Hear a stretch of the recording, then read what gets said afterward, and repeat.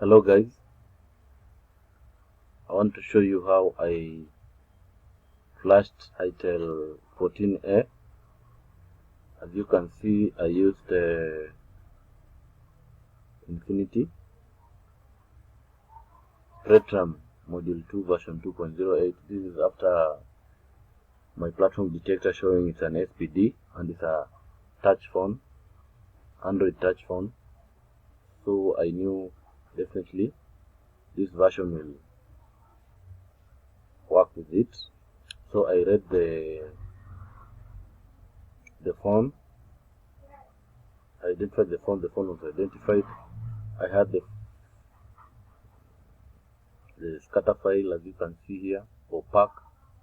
I load it and I clicked on flash button and connected the phone.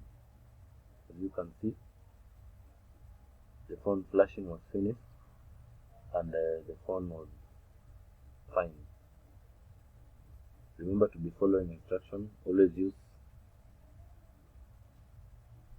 if you are using Infinity CM2, all the service, flashing, reading flash, removing FRP, formatting of this phone is done. If you see flashing is done, any other service can be done.